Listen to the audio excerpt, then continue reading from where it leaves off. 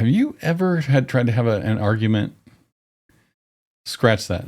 A conversation with a liberal? It kind of goes somewhat like this.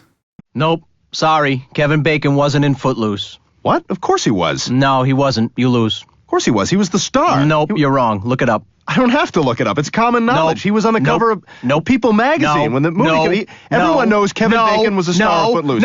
It was a huge movie. He was the lead. No.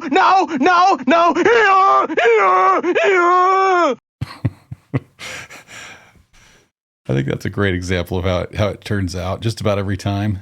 Man. So I tried to have this conversation this week. I saw something that I just couldn't let slide. And I'll read it to you. I'm going to blur some of this because knowing these guys, they try to get me for this. But I read this post on social media, and I couldn't let this go. I mean, a dead man cannot defend himself. But the great thing is Charlie Kirk has a million videos out there.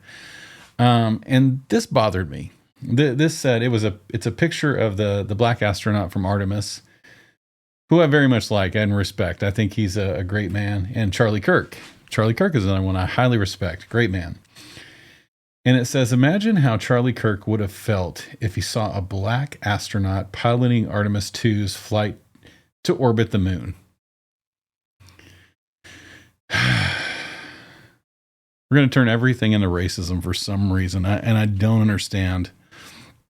Charlie Kirk was not a racist. Not.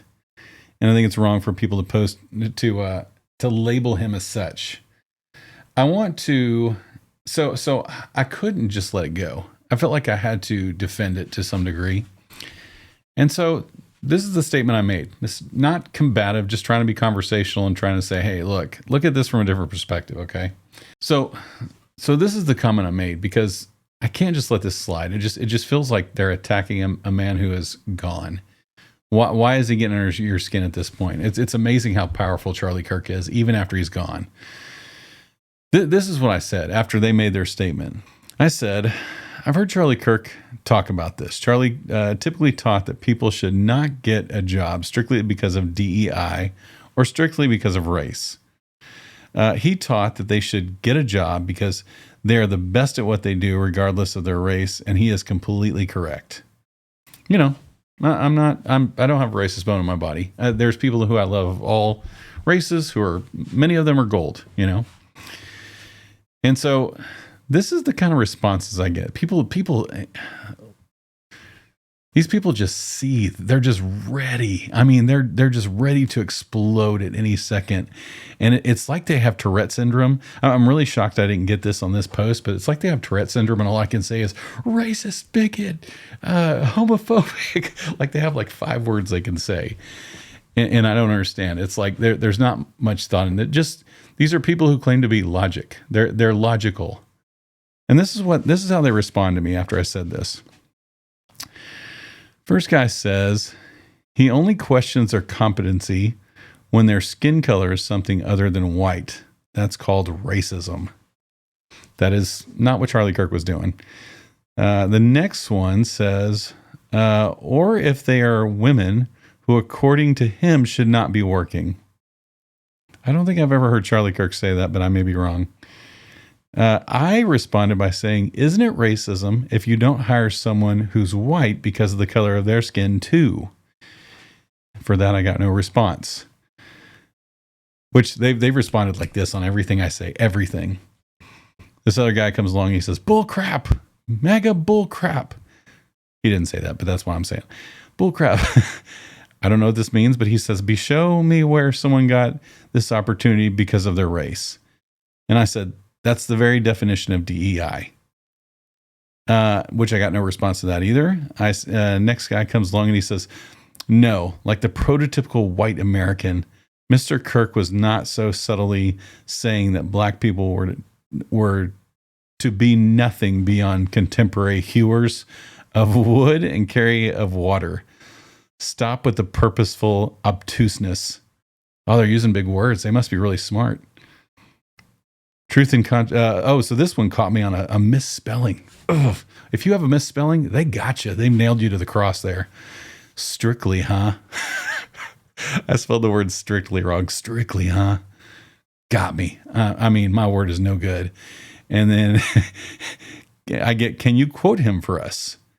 To which I did. I forgot to expand this one, but I gave them a reply, and I said, I can do better. I can give you the actual video. And so I sent the video in the link in this post here. And then somebody else comes along and says, taught? ? Charlie taught, did he? FFS. Not sure what that means. He was a bigoted fascist scumbag, not a teacher. There it is. There's the lines. Not a teacher. I don't know why it was wrong for me to say the word taught. Ooh, got me. Man, they know where to hit you in the heart, don't they? The next one says, if you're going to post, please spell check it. Makes your point a little skewed when you can't spell. It's strictly all over a misspelling. It's all these attacks. The next one says, how would he have felt about Hegseth's drunk, entitled idiot hire done more damage to American military than any defense sec in history? It's funny, as I read through these, there's spelling issues everywhere, and yet their comments to me are spelling issues. Like they think they got me because of spelling issues. The whole thing is, these are some of the most angry and vile people. Like this one's kind of mild compared to some of them that I've read, but these people are on attack. I mean, they are brutal. But I want to show you the video that I posted, the one that I responded with, because I think this is really interesting. And I love that it's between Charlie Kirk and a black man that's in the audience, because it shows me that people can be civil when asking questions. This is a completely civil conversation. Most of the time when I've listened to liberal arguments, they turn out into screaming matches.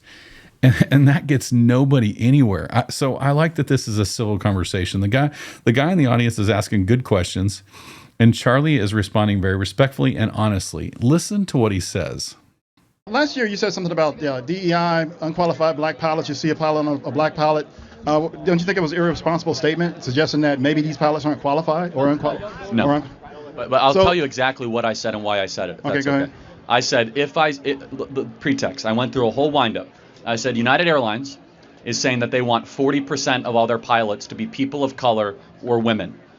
We have learned that we have relaxed standards anytime that we try to reach racial quotas. Anytime we reach racial quotas, we relax the standards. Standards for air traffic control, professors, or college admissions. Therefore, when it comes to pilots or surgeons, if I see somebody who is black, as I said on the show, I'm going to hope that person is qualified. That's what I said, which of course is legitimate, because they're begging the question, we're not hiring based on merit anymore. We're hiring based on race. Now, so when you see a black pilot, you wonder, boy, is that person there because they earned it or because they were placed there? That's what DEI does. It makes you ask questions you otherwise would not ask.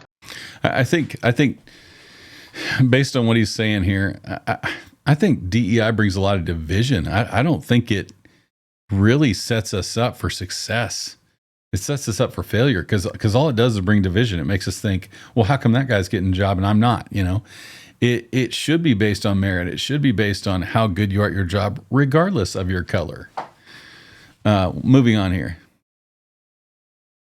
So the airline industry is going to take an unqualified person just based off diversity. Underqualified, underqualified. Underqualified, whatever, uncertified, and put them in a cockpit and risk people's lives? Those are two different things. Under and un are two different things.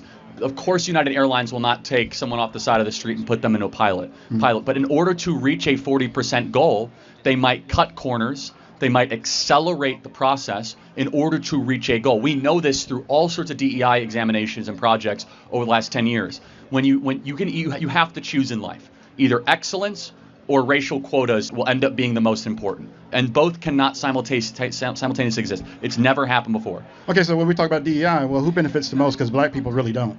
It's only like maybe 3 to 4% of black people actually benefit from those programs. So who benefits the most?